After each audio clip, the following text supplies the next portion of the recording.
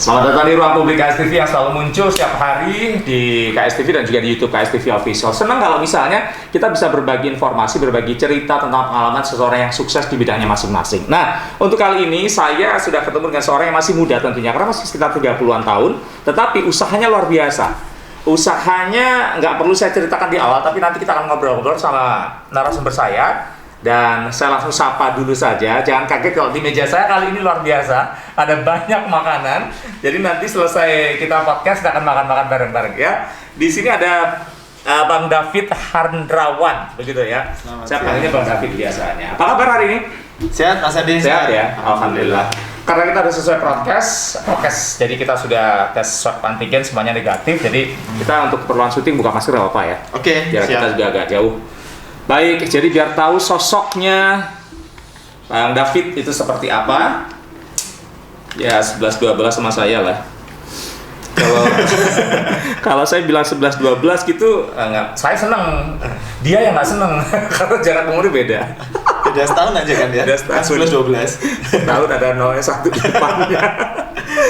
Mas David, Oke, Mas Adi. kalau kita bicara tentang anak muda sekarang itu kan lebih banyak yang orang Jawa bilang ngersulo gitu ya, dikit-dikit kerja keras, rasanya nggak mau pengennya kerja santai tapi dapat penghasilannya banyak, banyak. Apalagi di tengah pandemi COVID-19 yang diperpanjang lagi sampai 6 September. Dari usaha yang digeluti sama Bang David ini sebenarnya suka dukanya seperti apa sih, apalagi di tengah pandemi COVID-19? Oke, saya awali dari kita mulai mendirikan Samcik itu tahun 2018 Mas Adi. 2018 berarti bulan April, 3 tahun 3 tahun ya, tiga tahun jalan. Dan itu masih satu cabang saja di Sambi Kediri. Itu toko kita yang pertama. Oke, sebelum dilanjut, Sambi itu ada di Simpang 4 Sambi, selatan dikit kiri jalan. Ya. Kalau mau ke sana ya. Oke. Langsung promo ya. Lanjut. Habis itu perjalanannya waktu ada teman yang itu pengen membuka waralaba waktu itu. Akhirnya kita buka cabang atau waralaba yang kedua. Jadi kita buka di pelosok kanan Tulungagung. Habis itu teman-teman yang lain itu pengen buka juga, tapi dengan sistem sirkah atau bagi hasil. Jadi teman saya itu sebagai pemodal, saya pengelolanya. Dan sistem itu dari cabang yang ketiga sampai yang terakhir yang ke-15 ini sudah sirkah semua. Jadi bagi hasil. 3 tahun sudah ada 15 store. Ya, 15. Di mana saja? Ya, ada di Kediri, ada Tulungagung, di Tulungagung, kedua. terus di Blitar sama di Krian Sidoarjo. Di terakhir yang kemarin saya sempat lihat di ini story-nya ada di Ngadiluih, bener nggak sih? Ngadiluih ya, Ngadiluih itu store yang ke-15. Yang terakhir. Ya. Planningnya lagi ada yang ke-16 kemana? Planning, sebenarnya sih kita pengen buka beberapa cabang lagi gitu Mas ya, tapi satu karena pandemi ini, dan yang kedua itu karena teknis di lapangan, karena segmen kita itu nggak di kota Mas Adi ya. Segmen kita itu di kecamatan-kecamatan atau di daerah-daerah desa yang ramai. Kenapa? Karena satu kompetitor belum ada di sana, atau kalaupun ada itu masih sedikit. Terus yang kedua, budayanya masyarakat, mohon maaf, yang desa, yang kecamatan itu dengan online, dengan delivery order, dengan makanan kayak ini kan fast food itu ya, itu sudah sangat familiar sekali. Mereka sudah sangat terbiasa sekali belanja online gitu. Sehingga kalau dia harus ke kota kan jauh gitu. Jauh. Tapi bicara tentang harga, apakah itu jadi sasaran kenapa harus di kecamatan? Ya, tentu karena tempat kita banyak yang di kecamatan itu, harga kita otomatis mengikuti mereka ya. Jadi segmen kita menengah bawah. Jadi kita plot menengah ke bawah. Jadi mulai dari harga 8.500 itu sudah dapat nasi, chicken strip, ayam yang dibalur tepung itu sama minumannya es teh. Jadi sudah satu paket itu ya. Jadi itu sangat terjangkau sekali. Di kota nggak ada 8,5 ya? Mungkin ada tapi cuma suaranya saja. Tapi waktu ke store-nya banyak yang nggak ada gitu ya. Tapi kalau kita insya Allah itu ready setiap saat. Nah, bicara tentang namanya Samcik, apa sih sebenarnya Samcik itu? Samcik itu dari awal kita buka itu tempat kita di Sambi, jadi Sambi Chicken. Waktu itu outlet pertama kita buka. Terus kita artikan juga sambal dan chicken. Nah, waktu itu waktu buka, sebenarnya Samcik ini bukan brand awal kita. Jadi sebelum Samsik ini saya sempat beli franchise brand yang lain karena ada sesuatu Chicken juga karena sesuatu hal saya memutuskan untuk berhenti franchise-nya itu dan akhirnya kita putuskan untuk membangun brand sendiri Samsik itu. Yang menarik buat saya kalau dari biografi yang dikirim sama Bang David Handrawan itu kan kelahiran di Pacitan gitu ya. Iya, Pacitan. Sekolah di Pacitan. Ya kan, dari SD, SMP, SMA-nya di Ponorogo. SMA Ponorogo. Kuliahnya di Malang. Di Malang. Kenapa pilih Sambi sebagai tempat pertama untuk berbisnis? Jadi dulu itu sebelum kita buka Samsik itu perjalanan ke belakangnya dengan Sambi itu sudah cukup jauh Bang. Jadi sekitar tahun 2013 itu saya sudah mulai usaha. Dan usahanya itu nggak langsung gede kayak gini resto itu enggak, tapi usaha kaki lima. Waktu itu saya mulai dari terang bulan mini pada waktu itu kan lagi booming. Terus saya lanjutkan ke cappuccino cinco waktu itu. Iya. Terus buka fotokopian juga. Jadi sebelum akhirnya di Samsik ini ke belakangnya itu sudah panjang di Sambi itu. Sejarah bisnis yang dilakukan itu cukup panjang. Ya, akhirnya kan kita ngerti, oh ini karakternya orang Sambi seperti ini, oh ini segmen pasarnya yang bisa kita bidik seperti ini. Akhirnya seperti itu. Begini, kota yang berbeda-beda gitu, mulai dari Anda lahir, sekolah, kemudian kuliah, kenapa tiba-tiba di Sambi? Begini, apakah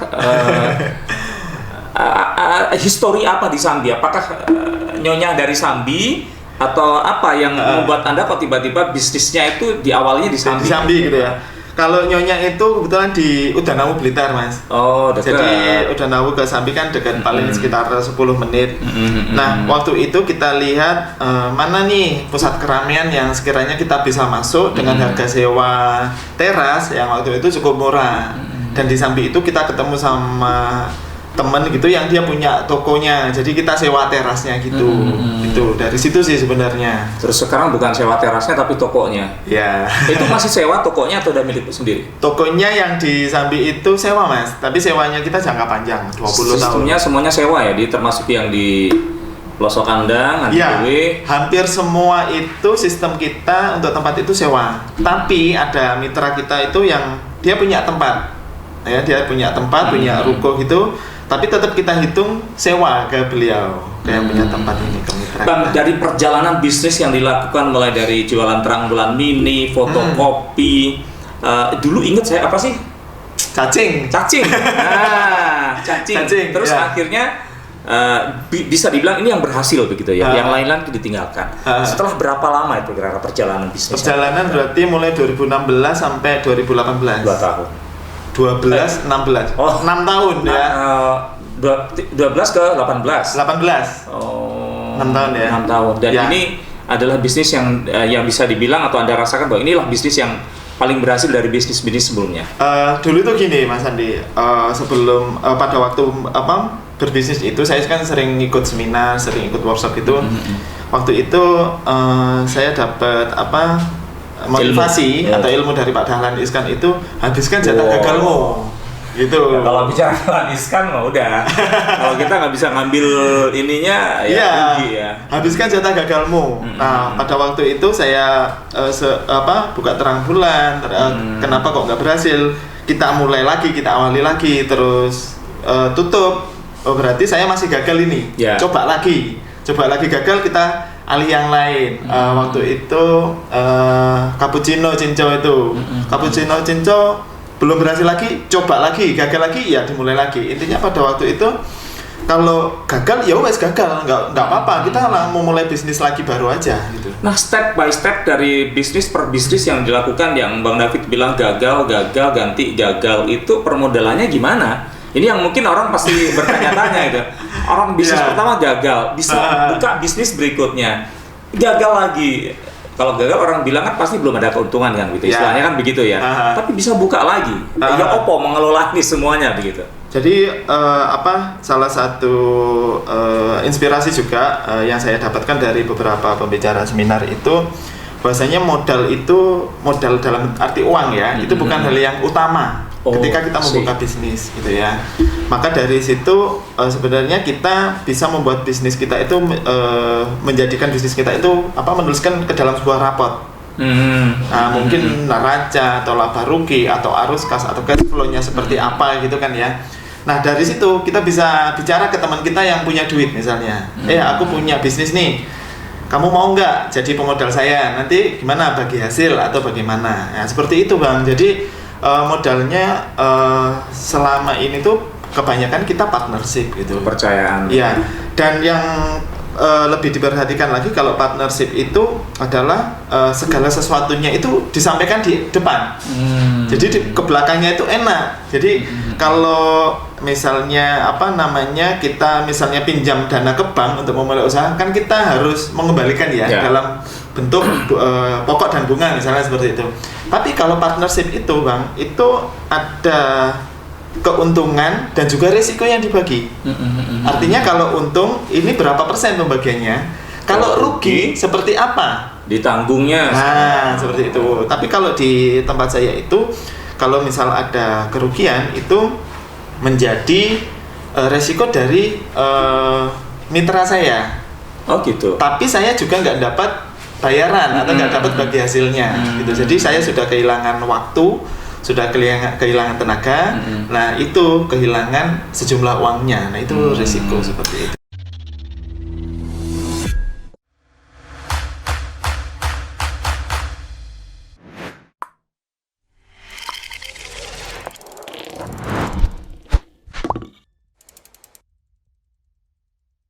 Bang, tapi di tengah pandemi COVID-19, sebelum di tengah pandemi COVID-19 ini pun kan kalau aku lihat kan Bang David ini juga masih mendirikan beberapa store kan begitu. Ya.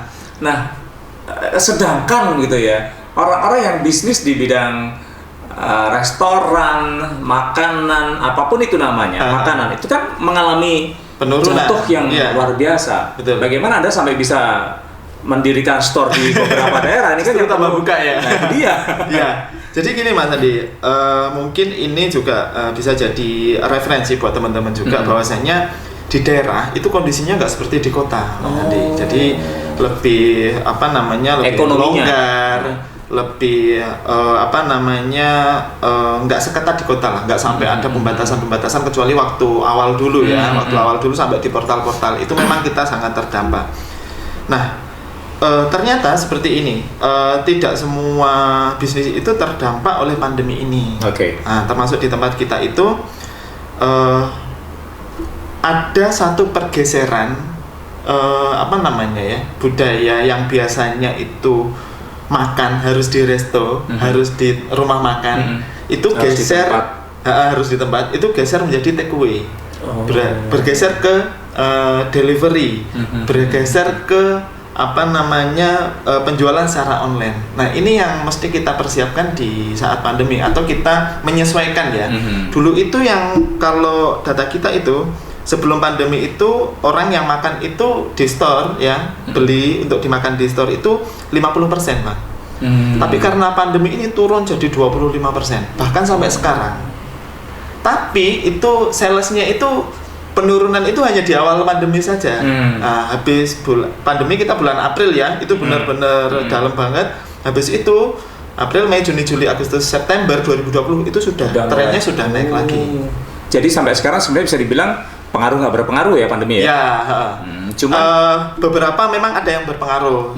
Misal segmen kita yang dekat kampus. Nah, segmen kita yang di Kampung Inggris Pare. Nah, itu kan karena pulang. Segmen kita pulang. Iya, di pelosokannya dekat kampus juga kan? Dekat kampus. Nah, cuma karena dekat kampus akhirnya kita pada waktu itu berprinsip jangan sampai kru kita itu kita hentikan, kita PHK, jangan sampai gitu ya. Gimana caranya? Ya wes, kita segmen kita alihkan dari yang mahasiswa, kita ganti ke warga masyarakat sekitar situ. Akhirnya dari situ itu pada waktu pandemi itu Bang, itu setiap pagi dan sore itu kita buka stand di depan toko kita. Jadi misal sini toko kita buka di depannya. Kenapa kok seperti itu? Karena biar nggak makan di tempat. Sistem take away tadi, jadi mereka langsung datang beli Itu setengahnya Drive-thru istilahnya. Drive-thru. Ini kayak SIM aja drive-thru. Ya, sekedarnya ya tapi ya. Drive-thru. Nah itu. Terus nanti agak siang gitu jam 9.10 itu kita buka stand di tempat keramaian. Misalnya ada di pertokoan, ada di perempatan yang rame, yang mudah terlihat, ada di pasar. Kita buka stand di sana. Standnya itu hanya bermodal dari meja yang kita bikin banner, stand ekspres Samcik. Nah dari bayangannya kerja kan ekspres kan ya, oh berarti cepat ya. Ini ya.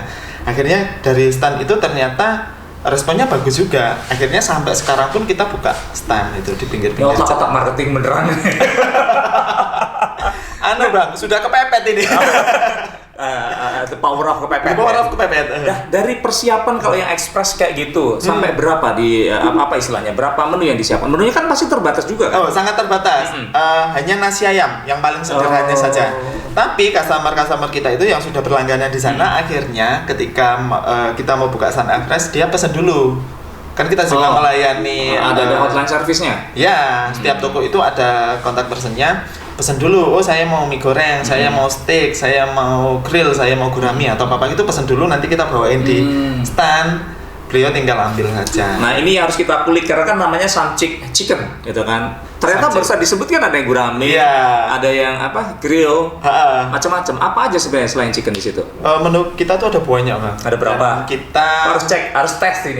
Tes sama ownernya Samcik. Ada berapa menu? Jadi kita total ada 50-an lah, hampir 60-an kira-kira. Ya? Food beverage ya.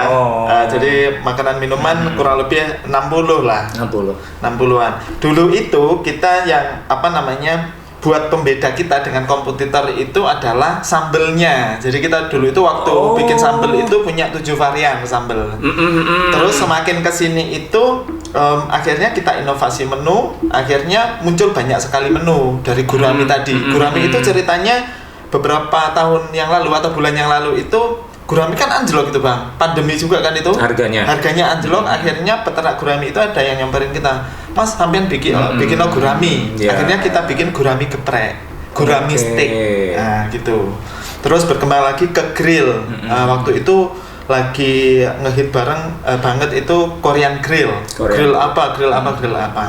Nah termasuk juga gini Bang Andi, salah satu misi kita itu kenapa kok tempat kita itu di kecamatan atau di desa-desa itu, misi kita adalah membawa makanan yang adanya di kota itu kita geser ke desa. Jadi orang-orang desa, orang-orang kecamatan itu nggak perlu lagi ke kota. Dulu kan kalau mau nyari steak, mau nyari grill gitu kan harus ke kota lah, harus ke Kediri kota, harus ke Blitar kota, ke Tulungagung kota. Sekarang cukup di Samcik aja itu kita sudah menyiapkan makanan yang sebanyak itu. Bang, nah sekarang di tengah pandemi COVID-19 supaya tetap survive tadi kan sudah disampaikan sekilas tapi ya, bagaimana supaya kita tidak mem-PHK karyawan begitu. Solusinya seperti apa? Apakah ada, saya nggak tahu, pemotongan gaji atau sistem shift yang akhirnya mau nggak mau memang mereka masuknya dikurangi atau mungkin gajinya dikurangi atau seperti apa? Waktu itu kurang lebih sebulan itu kita sempat mengurangi jam kerja. Mengurangi jam kerja otomatis salary-nya mereka kan ya berkurang juga. Nah, tapi itu berlangsung cuma sebulan aja. Nah, cara saya mengatasi itu adalah saya push di bagian marketingnya, Bang Andi. Jadi begitu sales itu sudah kelihatan drop, teman-teman yang di kru di store itu kan ada sekitar 10 kru ya, 10 sampai 12 kru satu store itu kita bikinkan program marketing itu tadi. Salah satunya kita bikin stand tadi. Ya, terus kita juga punya program itu yang namanya OOTB. Out of the box. Nah dulu itu ceritanya outfit. Nah out of the box. Jadi dulu itu ceritanya saya meeting sama teman-teman supervisor kepala toko itu. Ayo kalian harus out of the box nih, bikin program yang bagus-bagus. Nggak taunya sampai di toko, sampai di store itu teman-teman tuh bawa kotak ini yang berisi nasi, dibawa ke tempat keramaian, dijual lah di sana. Jadi kan harganya sama masih 8,5. Ya sama. Ya 8,5 itu termurah Bang. Iya. mulai 8,5. Yang ayam tadi kan paling tidak kan. Nah akhirnya dari situ kok, ini supervisornya kemana? Kok nggak ada jam segini? OOTB Pak. OOTB kemana? Out of the box Pak. Loh, Apa ngapain itu? auto bug gitu? Itu Pak, keluar bawa kotak nasi dijual. Oh. Jadi pemahamannya teman-teman itu membawa out of the box itu, membawa kotak nasi keluar untuk dijual. Tapi ternyata Bang Andi, itu responnya luar biasa. Waktu itu ada misalnya kita ke senam gitu ya, pusat kebugaran gitu, kita bawa ke sana. Habis orang-orang selesai senam, gym itu, ada something nih, akhirnya pada beli barengan. Ada ibu-ibu arisan, kita samperin. Jadi mesti dapat informasi di mana ada event paling tidak begitu. Ya, dan akhirnya itu menjalar ke tempat-tempat yang lain-lain, ke pasar, misalnya juga ke toko yang rame, toko HP yang rame dan lain-lain. Itu kita dicegati lah Bang istilahnya, ya dicegati di depannya itu. Disanggong, iya. Dan memang yang berbeda, karena saya sempat beberapa kali makan di Samcik itu sambelnya itu kan memang sambel yang bukan sambel instan. Iya. Ada sambel-sambel tradisional kan yang dibikin di sana kan, selain itu prek lah ya kan. Dan ini yang memang mungkin menjadi ciri khasnya Samcik dibandingkan chicken lain yang ada di outlet yang sekarang juga sebenarnya banyak yang tutup. Ya kan. Di kota juga banyak yang tutup, lihat kan di beberapa daerah. Bang, kalau saya melihat dari boxnya ini kan juga macam-macam nih. Ya kan, ini menyesuaikan dengan momen. Kreativitasnya ini Anda bikin sendiri atau ada tim yang punya gini istilahnya, oh tanggal ini ada momen ini nih, kita coba bikin box yang begini nih begitu. Ya, ini kita nyebutnya itu box tematik Bang Ade. Tematik, okay. Tematik, jadi sesuai dengan tema. Nah waktu itu sebenarnya box tematik ini setiap periode 2-3 bulan itu kita ganti desain, ganti desain ya. Nah kayak misalnya yang ini itu box yang ini tema kita. Ini kita ingin memperkenalkan semua menu, banyak menu. Termasuk juga ini kan ada QR code-nya. Ini kalau di-scan itu sudah masuk ke menu apa saja yang ada di kita. Jadi ada banyak sekali menu kita tampilkan di sini. Jadi waktu bawa pulang itu, oh ternyata di Samcik itu menunya ada banyak juga ya. Nah ini sambelnya di-scan banyak nih. Ada 8 sambel kalau nggak salah itu ya. Ini ide dari Bang David sendiri atau memang ada tim marketing ataupun tim apa sih di dalamnya? Apakah ada kantor khusus atau kantor pusatnya sehingga mereka ada beberapa karyawan yang memikirkan ini semua? Ya, alhamdulillah sekitar kurang lebih setahun terakhir kita sudah punya kantor sendiri Bang. Ya kantor sendiri ya kan, ya rumah saya, ya gudang, ya tempat produksi. Jadi semuanya masih jadi satu. Luas dong berarti. Ya nggak luas juga sih. Apa namanya? Epet-epetan lah. Ya di depan kan kantor tuh, kaca-kaca itu. Ya itu ya kantor, ya rumah, ya gudang, ya itu. Enggak, sampingnya belakang masih luas halaman. Enggak, itu buat jalan truk gitu Pak. Dia punya truk berarti ya? Dia bilang jalan truk loh? Bukan punya saya. Terus dari apa namanya di kantor itu kita sudah bagi menjadi beberapa divisi. Jadi ada operation, ini yang saya ajak ini tadi itu direktur operasionalnya. Itu.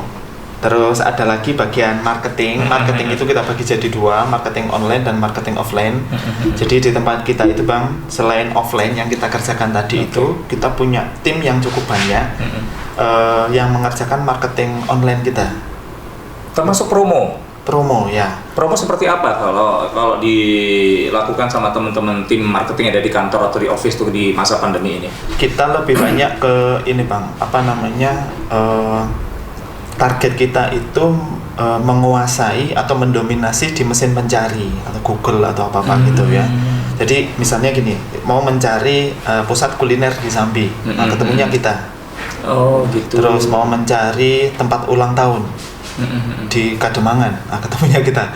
Mau cari pesan nasi kotak di Panjerjo, ketemunya kita lagi.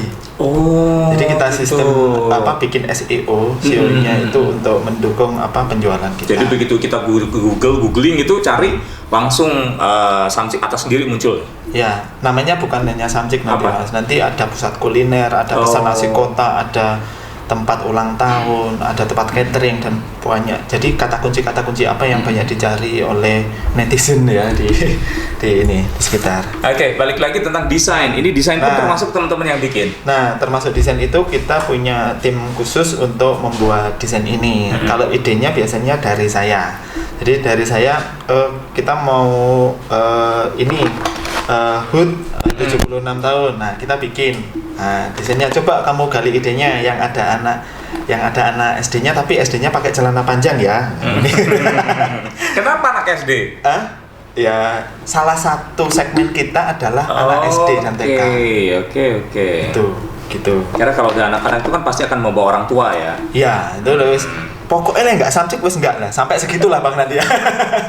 Ini apresiasi kita. Kalau udah ada kata-kata pokoknya udah nggak bisa ditawar. Ya. Terus ini desain kita di Ramadan kemarin ini terinspirasi dari Masjid Hagia Sophia di Turki ya. Kita bikin ilustrasinya. Ini gambar tangan. Mantap. Mau gambar tangan? Gambar tangan terus diwarna. Ada tim kreatif yang bisa gambar ya berarti? Ada. Bukan ada yang gambar? Bukan lah. Beda ya. Kemudian ada yang bentuk rice ball, betul ya? Yang bentuk rice ball juga. Apa ini kalau bentuk rice ball? Nah ini rice ball kan beberapa waktu yang lalu juga booming juga. Betul. Jadi kita memfasilitasi juga. Jadi menu-menu kita nggak karena tagline kita yang sekarang kan bukan cuma chicken nih Bang ya. Jadi nggak cuma ayam. Kaosnya boleh tuker nih ntar selesai. Udah keringetan ini Bang. Jadi ini ada beef ball, ada chicken roll ball, ada egg roll, ada banyak sekali. Jadi tampilannya kayak gini. Kalau rice ball itu berapaan Bang?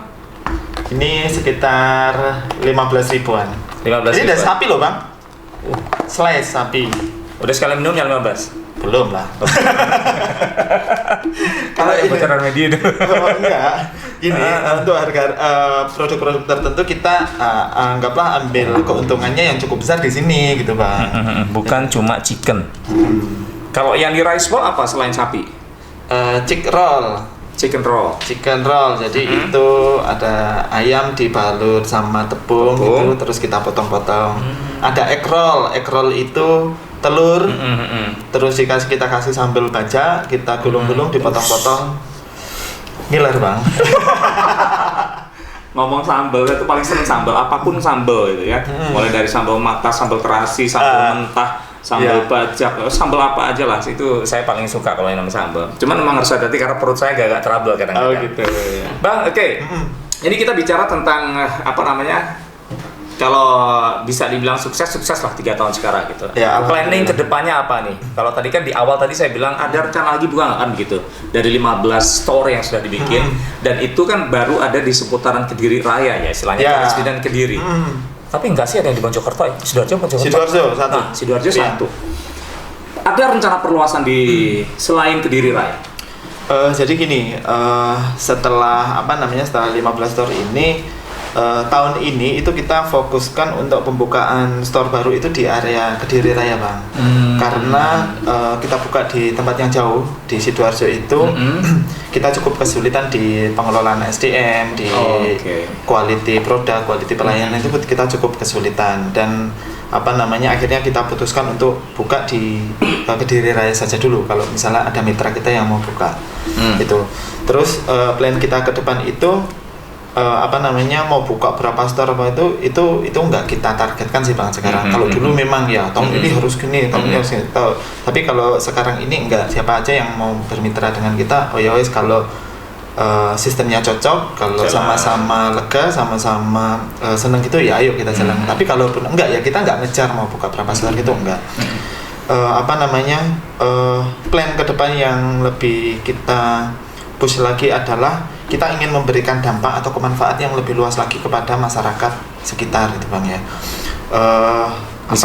Misalnya di semua store kita itu Bang itu untuk bahan baku yang lokal, misal seperti sayur, timun dan lain-lain itu kita kolaborasi dengan warga sekitar. Jadi biar menjalin hubungan dengan masyarakat. Meningkatkan ekonomi masyarakat di sekitar store. Ya, katakanlah seperti itu. Terus yang kedua, kita mulai tahun kemarin itu buka yang namanya program magang. Magang untuk teman-teman SMK, teman-teman kuliah, teman-teman UKM dan masyarakat umum. Magangnya ini kita tentang restoran enggak tentang pembuatan produk itu enggak, tapi bagaimana mengelola bisnis ini secara online. Jadi kita menerima anak magang nih Bang. Jadi banyak sekali sekarang itu kita terima. kita ajari mereka untuk bagaimana sih kita memasarkan produk melalui online. Ya, ya. Terus bagaimana sih kita bisa bertahan di tengah pandemi ini, di tengah pasar yang konvensional itu lesu, tapi di mana kita bisa nyari pasar yang lain. Dan justru di pasar online ini permintaannya luar biasa sekali. Lah gimana? Mau ke mall ditutup, mau ke sana tutup, sini ditutup, ya wes belanja dari rumah aja. Nah, kita menyiapkan apa namanya konten-konten untuk jualan ini.